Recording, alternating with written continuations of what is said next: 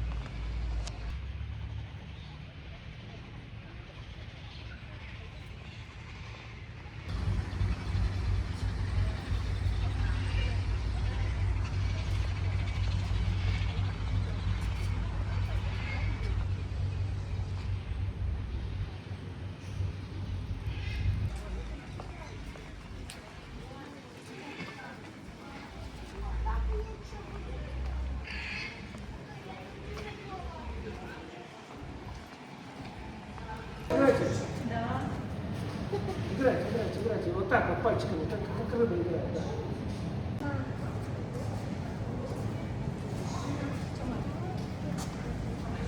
Подпрыгивает.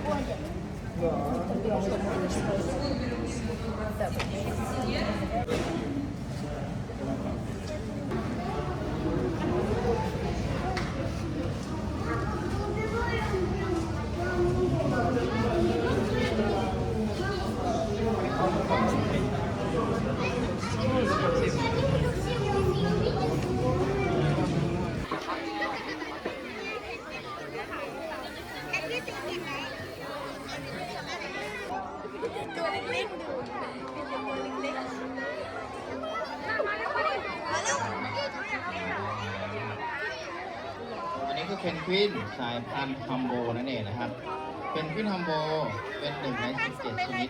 แต่ก็จะมีบางชนิดบางสายพันธุ์ที่สามารถที่จะอยู่ในเขตร้อนบ้านเราได้หนึ่งในนั้นก็จะมีเจ้าฮัมโบเพนกวินอยู่ด้วยนะครับเราเช็คก่อนเช็คมือถือข้างหลังก่อนเอาเร็วๆสุดรอข้างหน้าใส่หมวกเช็คมือถือหลังก่อนเอาพลิกมือถือกลับมาว่าไฟเราเปิดอยู่หรือเปล่า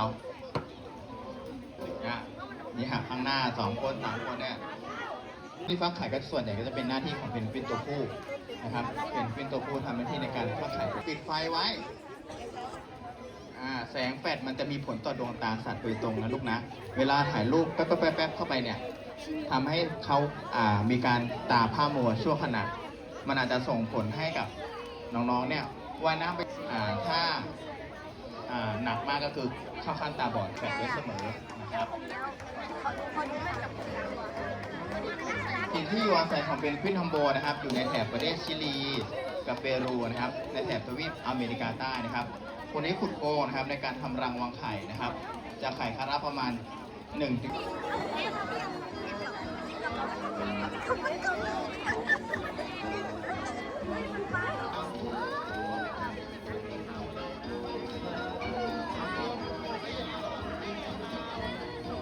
เด็กๆครับเอาขาลงไปด้านหลังนะเตือนแล้วนะถ้าเขาเหยียบเดี๋ยวเรารอนะไม่ได้ทั้งหมดเลยเดี๋ยวพี่จะมายืนอยู่ของนักเรียนอันนี้คนโทรสามารถถ่ายรูปถ่ายภาพน้องได้เลยนะครับในขณะที่น้องร่วมกิจกรรม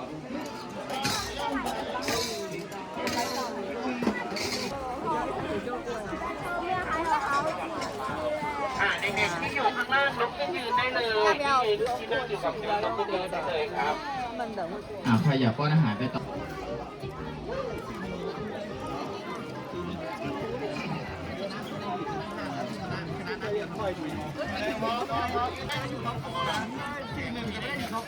Come on, hello, come on, walk inside, walk.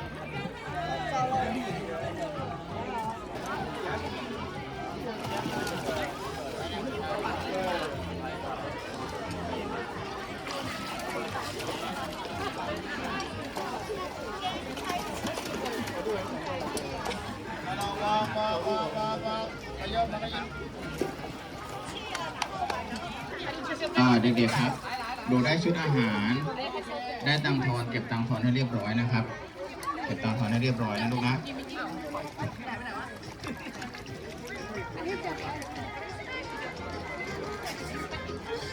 วิธีการป้อนอาหารคีบส่วนหางหย่อนส่วนหัว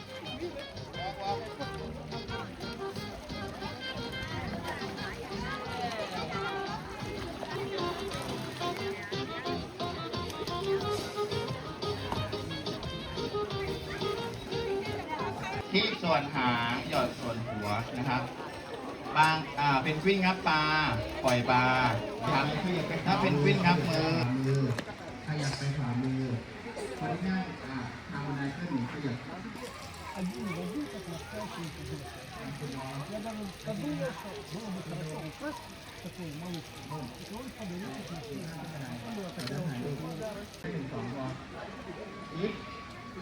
ยิ้มก่อนยิ้มก่อนอย่าเพิ่งทำมือยิ้มก่อนดิยิ้มก่อนอย่าเพิ่งทำมือยิ้มก่อนยิ้มลองก็ยิ้มด้วยยิ้มก่อน2 นิ้วถ้าทำไม่ดีเอาความ2 นิ้วดีต่อไปหางตัวใหญ่หางใจมันมีอยู่ข้างครึ่งเดียวลูกไม่เป็นไรคนจับแรงเพื่อนไปก่อนแป๊บนึงทำดีให้นานๆเลยอย่าคุณไปเกิดภาพนี้เป็นสิ่งที่ขึ้นมา Нет, ну что хотели. Очень большие, смотрите, красивые, прям как... Ням-ням-ням-ням-ням-ням-ням-ням.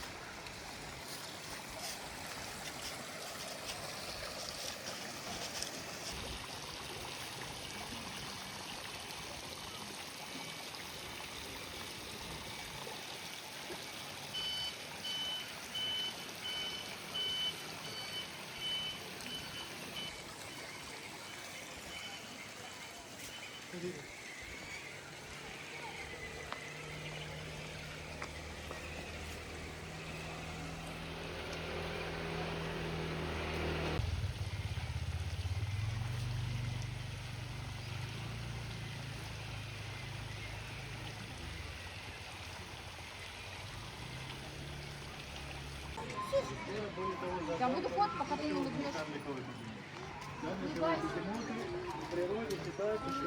Я слушал на контент.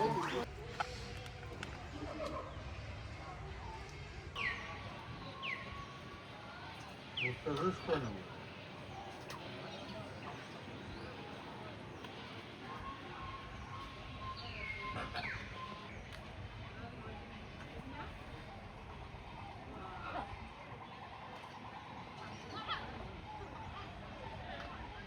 Escreve back this part.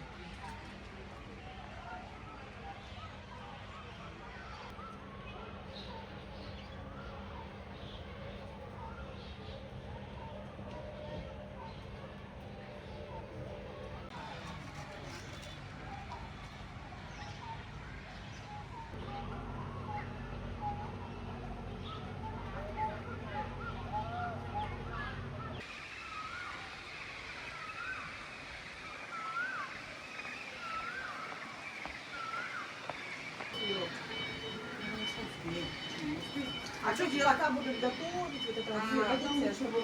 лучше поздно. Так, надо вернуть как сейчас. Давайте тогда... Так, вы знаете, как вы делаете? Я могла бы сделать...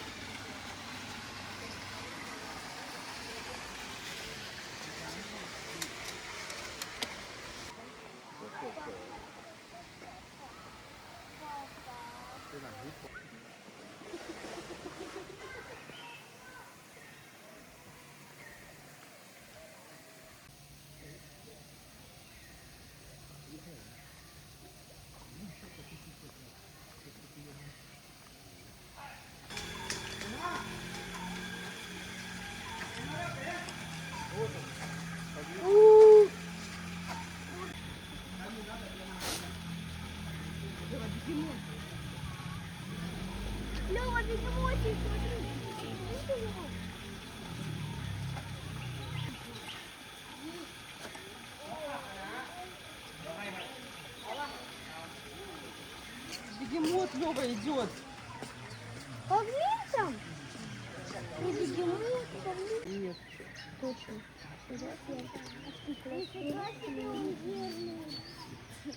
Лёва, смотри, не надо ходить под камеру.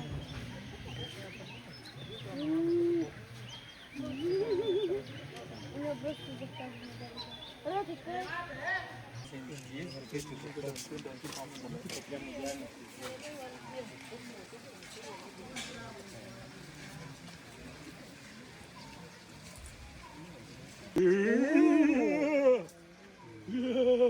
Молодец.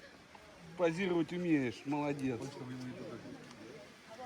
Отойди, дай сфотаю.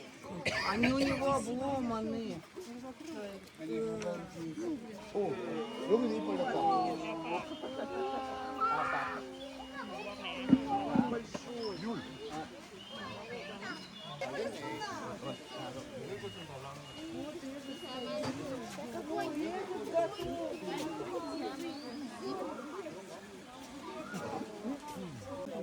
Думаешь, что сейчас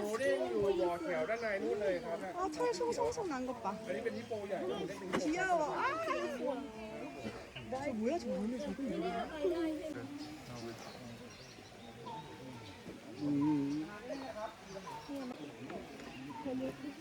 아니.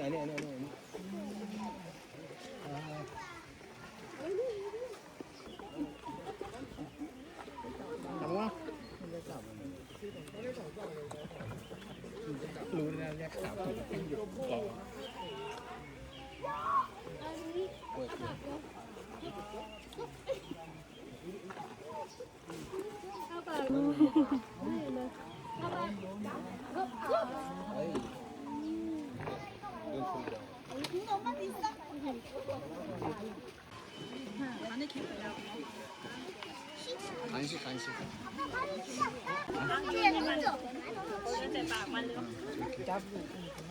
ยืนตรงนี้ลูกยืนตรงนี้อ่ะป้อนเขา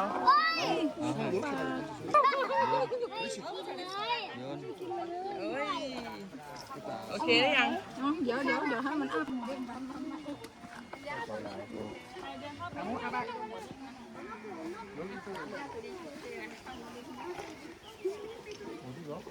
เห็นเยอะเดี๋ยวไงอ่ะลูกให้พี่ฮิปโปอ่ะนี่ไงลูกนี่ไงใช่ไหมให้พี่ก่อน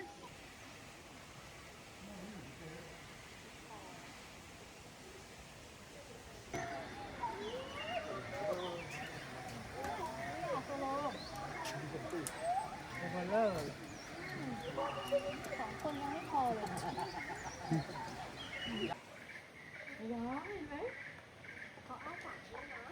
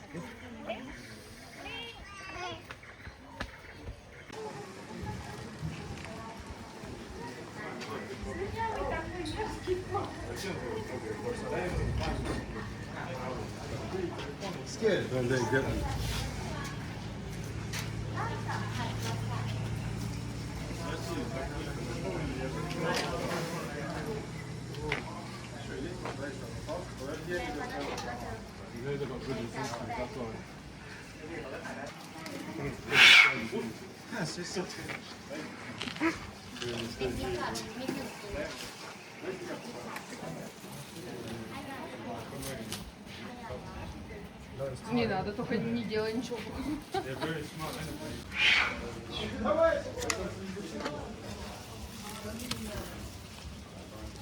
Thank you.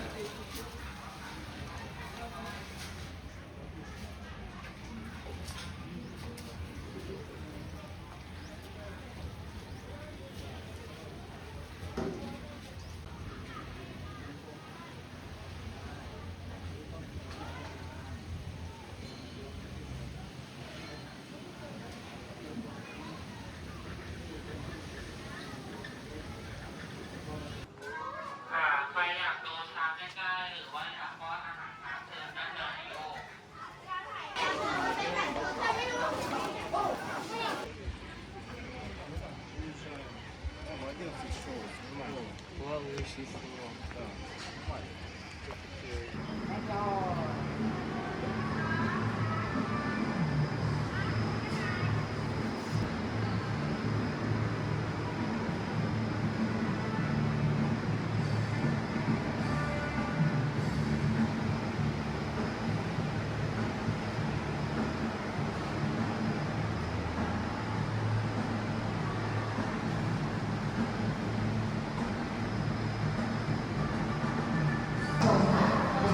ที่เรียบร้อยแล้วนะคะก่อนที่ช้างจะลงไปเล่นน้ำหรือน้ำให้ทุกท่านได้รับชมค่ะก็ต้องการสัญลักษณ์ทางร่างกายก่อนนะคะเพราะว่าตัวของช้างค่ะ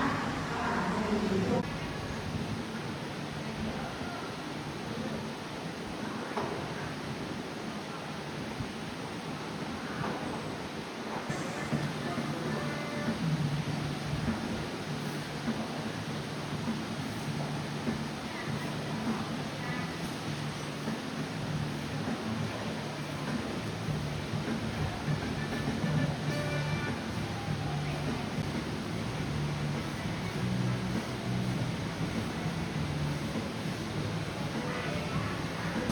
แต่ว่าน้องช้างเนี่ยยังดีที่ตรงจุดนะคะ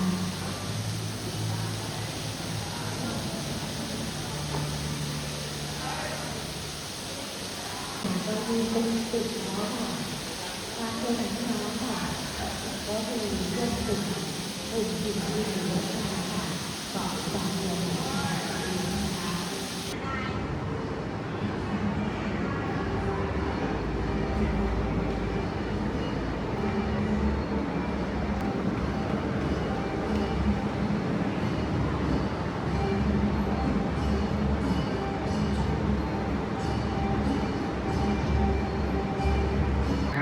ในรอบเวลา 11 นาฬิกานะครับผม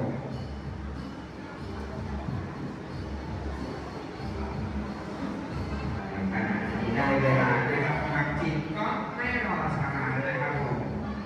เดินนะครับลงบันไดนะครับเพื่อดูน้ำลึกนะครับก็เปลี่ยนที่บริเวณขอบกระจกรวมทั้งในส่วนของขอบระเบียงนะครับเพื่อที่จะให้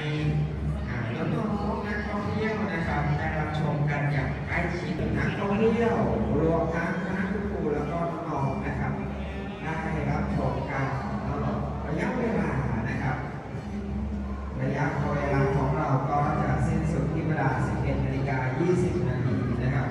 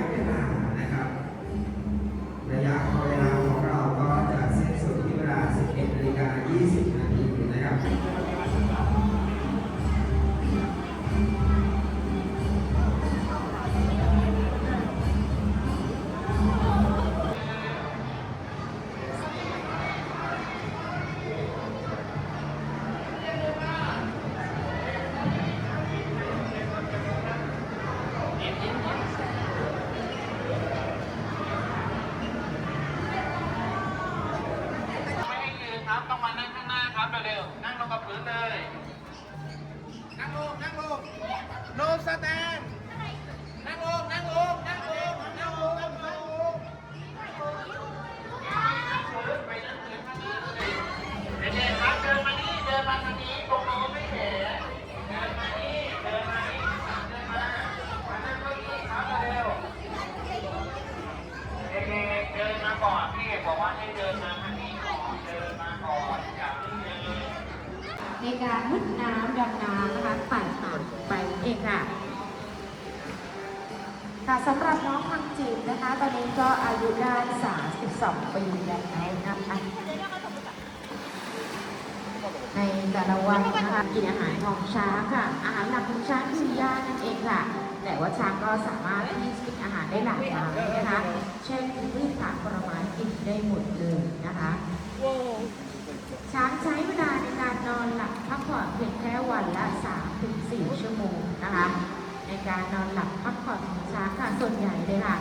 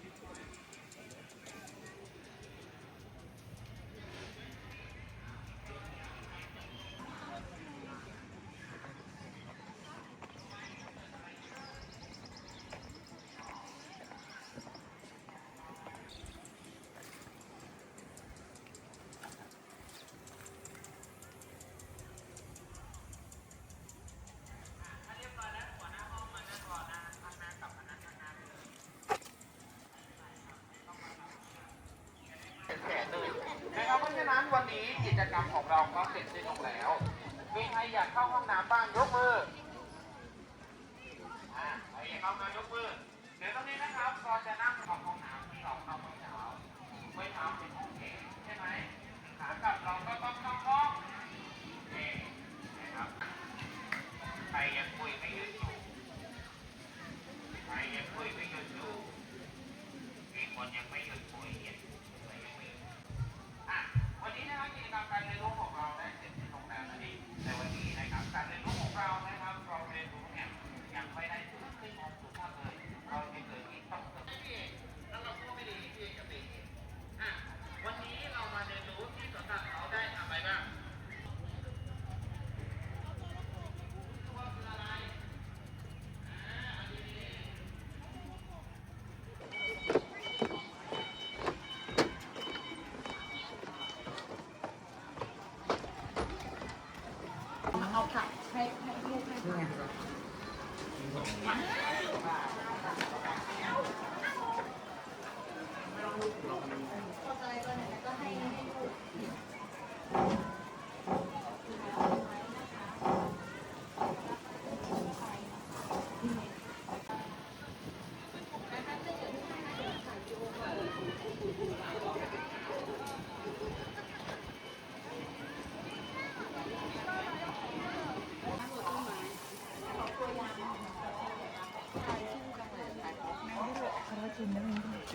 你是个底下的吗？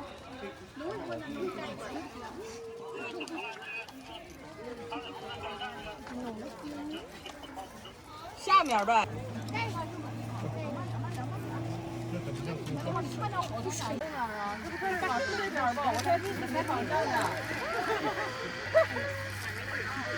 你搁哪呢？我咋没看着呢？Зачем ты кидаешь веточку? Лезешь куда-то? 看着了，看着了，这我就说就这点，怎么办？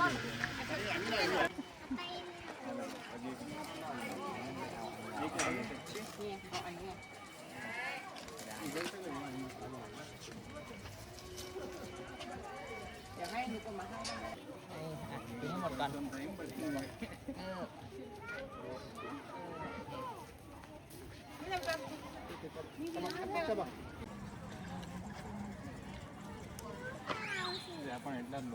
아니라 너 그렇게 쭉 내밀어. 내가 뜯어 먹어야 돼서 안 잡은 걸 버려 이렇게.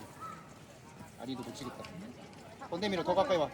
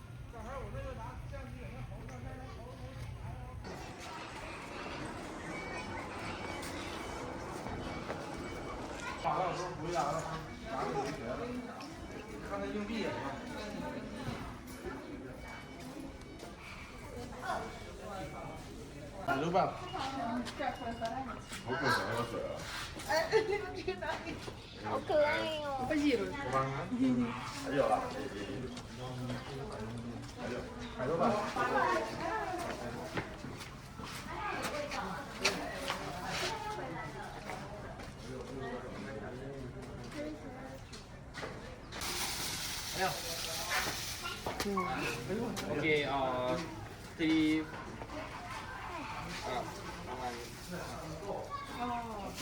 OK，别晃悠。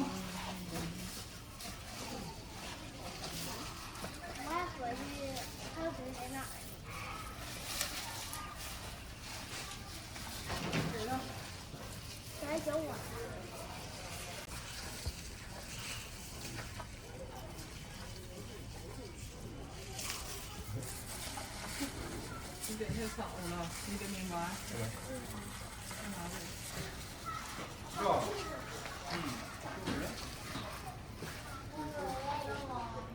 那啥？我拿走了呢我。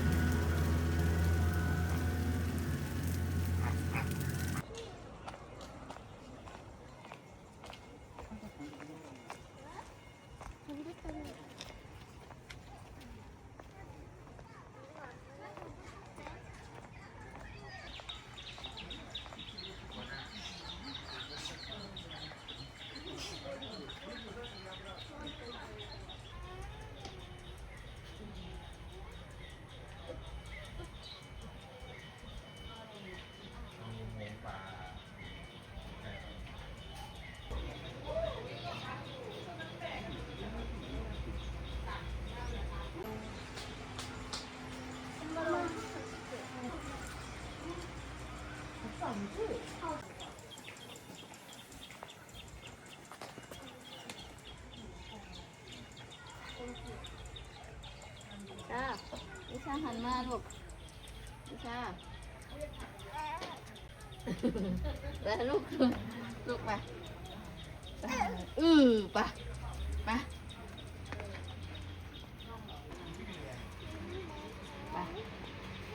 ไปดิยืนยืน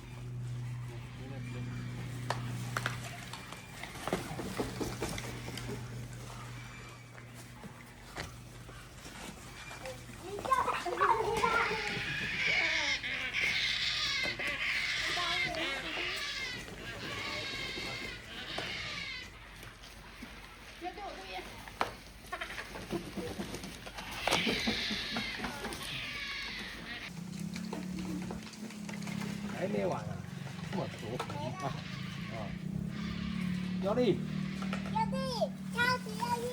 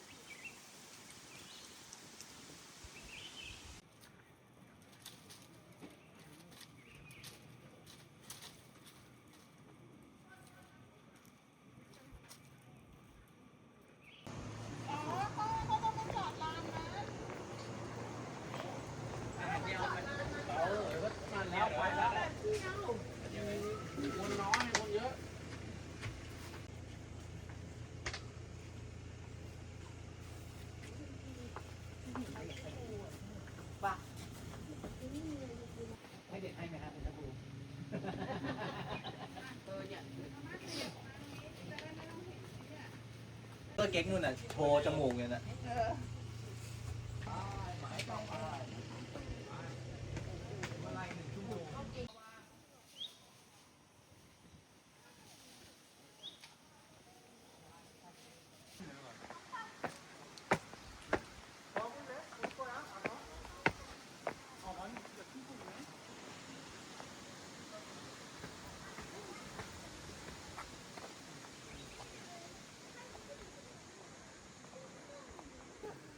뭐 먹고 있지? 저 위에서. 안 보이는데 움직이잖아. 움직여. 저 위에 찐텐지 있네. 신배지 안 움직이지. 보이지만 저기 이거는 신배지 아니고 원숭이니까. 뭐 먹을 거 뺏어가려고.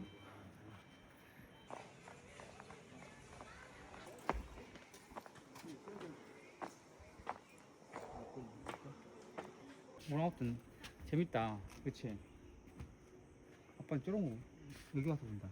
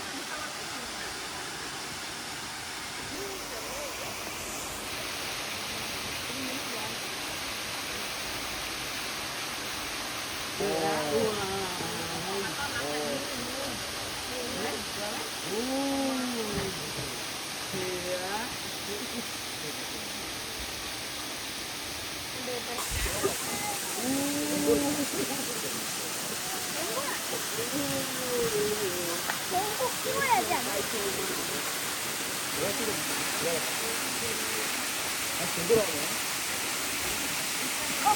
한 마리 더 있어. 한 마리 더 있어?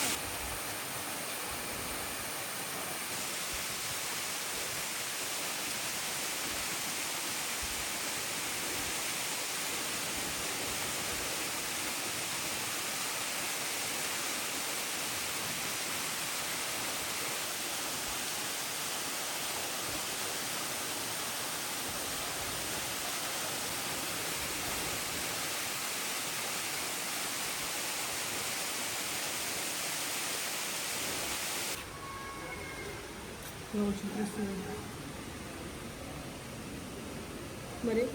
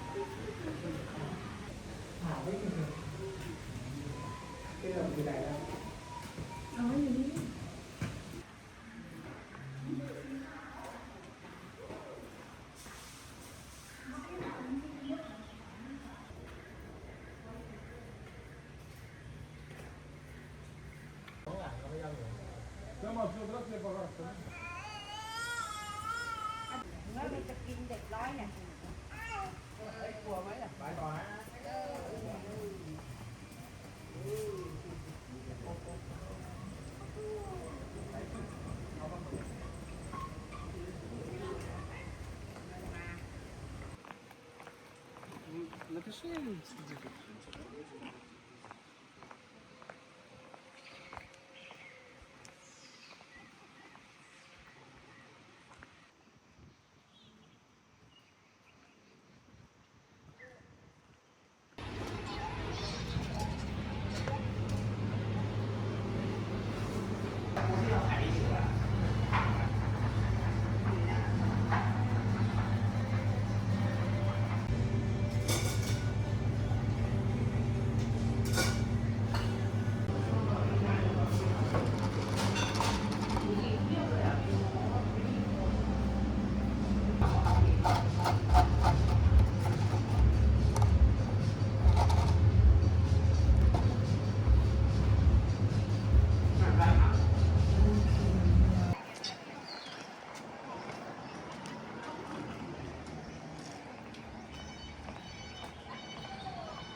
哇哦，好哎，不对，你好。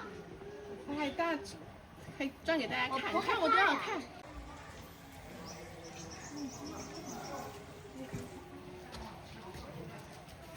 Вот это да. Слушайте, у него перья тоже белые.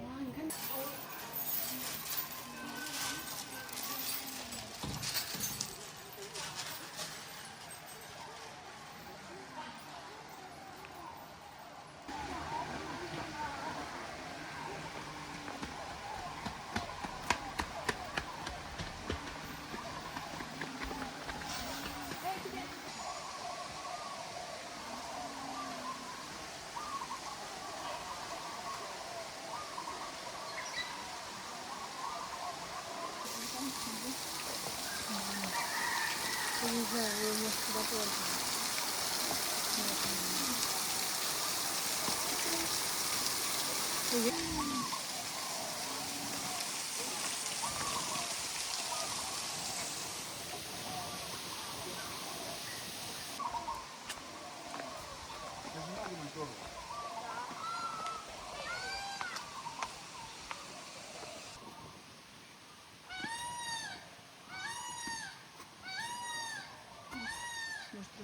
Вообще не реагирует. Вообще, ну. Давай еще.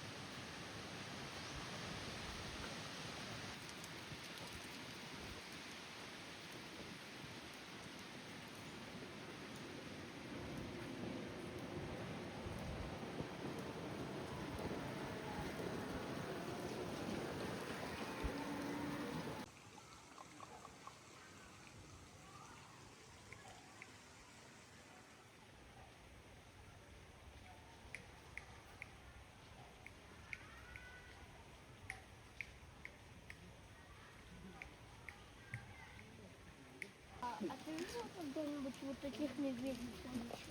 Что у него таких? Да. Таких нет, я не видел. Нас другие. Так, все, куда дальше? Не кормите животных. Конечно. Ну, подгрызут. Ну, частями тела. Так и написано. В случае нарушения будет приняты меры правового характера.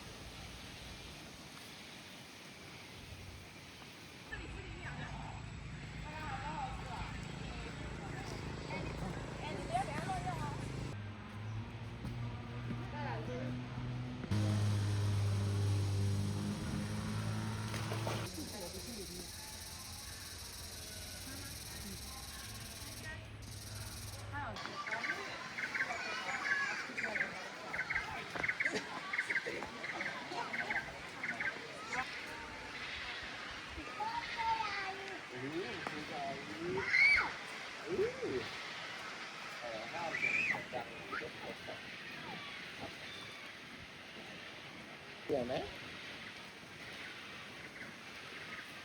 ก็มันกินสัตว์